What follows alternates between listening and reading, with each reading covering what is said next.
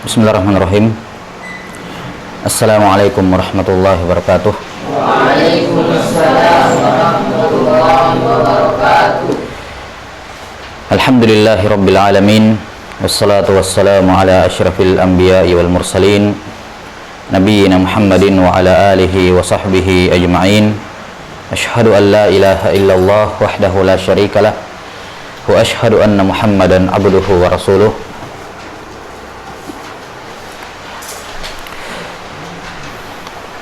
Allahumma la sahla illa ma ja'altahu sahla wa anta taj'alul hazna sahlan idza syi'ta. Allahumma faqihna fi dinik wa 'allimna ma yanfa'una warzuqna al-ikhlasa fil qawli wal 'amal wa zidna 'ilman ya arhamar rahimin. Kita lanjutkan penjelasan dari kitab Al-Adhkar wal Adab karya Syekh Abdul Muhsin bin Muhammad Al-Qasim hafizahullahu ta'ala, di mana pada pertemuan terakhir sudah sampai dalam bab idza ra'a ni'matan ala ghairih. Idza ra'a ni'matan ala ghairih. Jika seorang muslim melihat nikmat pada orang lain. Iya. Terakhir bab man qala uhibbuka fillah. Sudah selesai ya. Kata beliau hafizahullahu taala, idza ra'a ni'matan ala ghairih. Jika seorang melihat nikmat pada orang lain. Nah, ini diantara salah satu kesempurnaan dari agama Islam, bahwa diantara kewajiban seorang muslim terhadap muslim yang lain adalah senang ketika saudaranya mendapatkan kebaikan, mendapatkan nikmat. Kata Nabi SAW, la yu'minu ahadukum hatta yuhibba li akhihi ma yuhibbu li nafsihi. Ya, tidak beriman seorang di antara kalian sampai dia senang jika saudaranya mendapatkan nikmat sebagaimana kalau nikmat tersebut dia dapatkan. Maka selayaknya seorang muslim ya senang ketika orang lain atau sesama muslim secara khusus mendapatkan nikmat. Di antara bentuk kesempurnaan imannya adalah berbahagia ketika saudaranya berbahagia. Maka di antara ucapan yang dianjurkan oleh Rasulullah SAW kepada seorang muslim, ya, tatkala dia melihat kebaikan pada saudaranya, kata beliau di sini, qala an-nabiy sallallahu alaihi wasallam, idza ra'a ahadukum min akhihi ma yu'jibuhu falyad'u lahu bil barakah. Kalau Nabi kata Nabi sallallahu alaihi wasallam, jika seorang di antara kalian melihat pada saudaranya ma yu'jibuhu, apa yang membuat dia takjub, membuat dia kagum. Di sini berlaku umum. Berlaku umum. Ma yu'jibuhu, ma di sini isim mausul, dan di antara lafaz yang menunjukkan umum, yakni semua hal yang menakjubkan pada orang tersebut, yang membuat dia kagum pada orang tersebut. Baik dari sisi fisiknya, ya, misalnya lama nggak ketemu tiba-tiba agak putihan orangnya, atau sifatnya, kecerdasan dia, ya, ataukah yang sifatnya ajnabi dari dirinya, yakni pakaian, apakah pakaian ataukah barang yang baru yang dia miliki, elektronik, kendaraan, apa saja yang membuat dia kagum pada saudaranya, ya, baik itu perkara yang menyangkut perkara duniawi, apalagi kalau berkenaan dengan masalah apa? Masalah agama.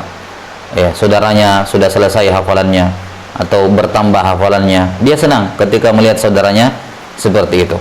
Ya. Maka ketika dia melihat saudaranya mendapatkan kebaikan seperti itu, kata Nabi sallallahu alaihi wasallam, falyad'u lahu bil barakah. Hendaknya didoakan berkah. Dia mendoakan apa? Berkah. Ya, yakni dengan mengatakan apa? Barakallahu fik. Ya, barakallahu fik, atau kalau harta barakallahu fi malik, ya, atau kalau ilmu barakallahu fi ilmik, ya, atau kalau rumah barakallahu fi darik, ya, atau kendaraan, ya, barakallahu fi masalan sayyaratik dan semacamnya, ya, pada apa-apa saja yang membuat dirinya kagum pada saudaranya, maka hendaknya didoakan keberkahan. Dan ini tentunya diantara sebab, ya, saking bertambahnya ikatan ukhuwah Islamiyah antara sesama muslim ketika mereka saling mendoakan satu sama lain, ya, dan juga untuk menghilangkan rasa hasad dari diri. Yani terkadang ketika seorang melihat saudaranya itu lebih dibandingkan dirinya, dan iri itu macam-macam gitu. Kalau para pengejar dunia, ya irinya rata-rata ya karena dunia. Kalau para pengejar akhirat, kadang juga irinya masalah-masalah akhirat, masalah agama. Ya, lebih banyak hafalannya, lebih cerdas, lebih ini, lebih itu, lebih tinggi pelajarannya, lebih cepat ya mengejar masalah, memahami materi, macam-macam. Ya, setiap masalah atau setiap perkara hasadnya beda-beda. Kalau pengejar dunia ya hasadnya masalah dunia. Masalah akhirat juga demikian. Maka untuk mencegah yang namanya hasad, ya, dia yakinkan dalam dirinya bahwa itu fadlun minallah. Bahwa saudara saya itu lebih unggul dibandingkan saya karena memang dia itu fadlun minallah kepadanya. Allah yang memberikan kepadanya. Ya. Jangan dia munculkan rasa hasad dalam dirinya, kemudian ditekankan, diperkuat dengan lisan dengan mendoakan berkah. Dengan mendoakan berkah pada anugerah yang diperoleh oleh saudaranya tersebut. Nah, dan ini juga untuk menghilangkan atau mencegah adanya penyakit ain. Ya, penyakit al-ain, di mana ketika seorang melihat sesuatu yang baik pada saudaranya, dia hasad, dia iri, kemudian dia tatap dengan tatapan hasad. Kemudian hal tersebut, tatapan itu dimanfaatkan oleh syaitan untuk merusak saudaranya.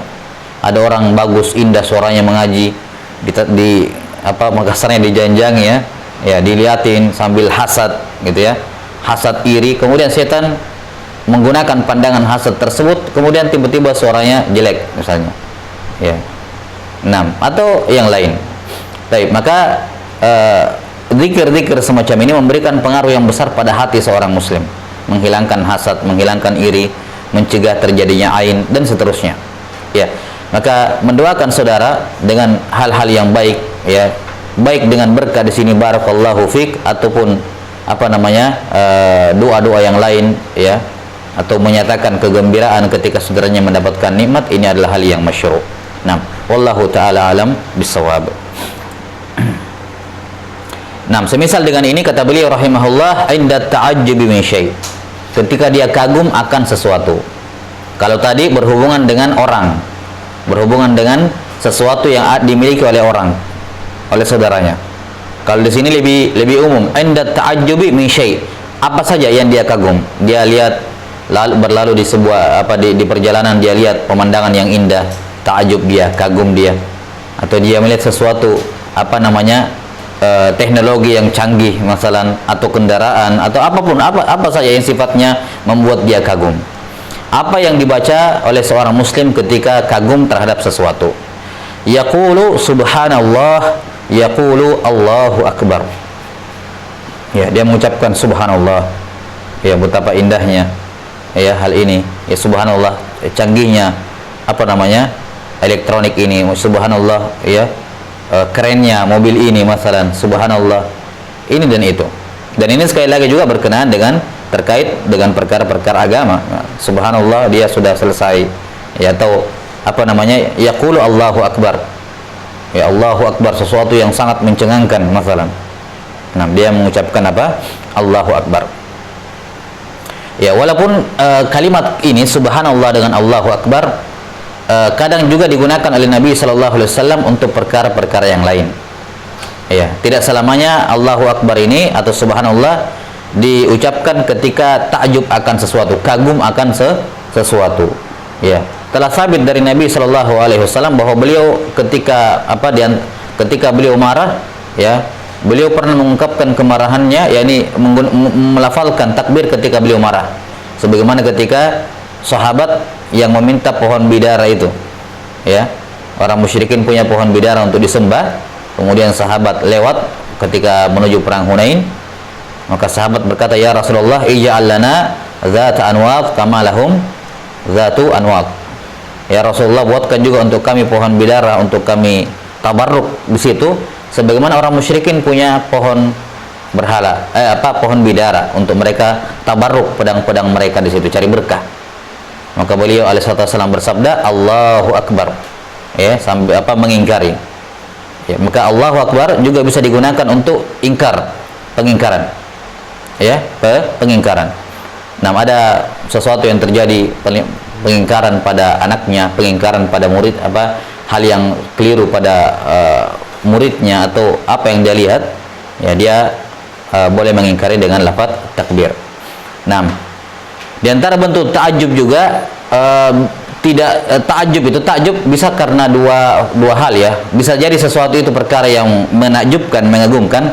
Kadang juga takjub muncul karena menyelisih ekspektasi, ya, atau heran dengan sesuatu. Tidak mesti sifatnya takjub, tapi bisa jadi heran. Sebagaimana Abu Hurairah radhiyallahu taala pernah beliau berjalan-jalan di pasar dalam keadaan junub. Dalam keadaan apa? Junub. Yani junub, mimpi kemudian belum mandi tapi jalan-jalan ke pasar. Ya, tidak sengaja berjumpa dengan Rasulullah sallallahu alaihi wasallam. Iya. Tidak sengaja berjumpa dengan Rasulullah sallallahu alaihi wasallam. Kemudian apa? Abu Hurairah kaget, ya, berjumpa dengan Rasulullah sallallahu alaihi wasallam. Tidak lama berjalan, beliau kemudian mencuri-curi kesempatan untuk pergi, meninggalkan Rasulullah SAW, kemudian pulang pergi mandi dulu, baru datang lagi.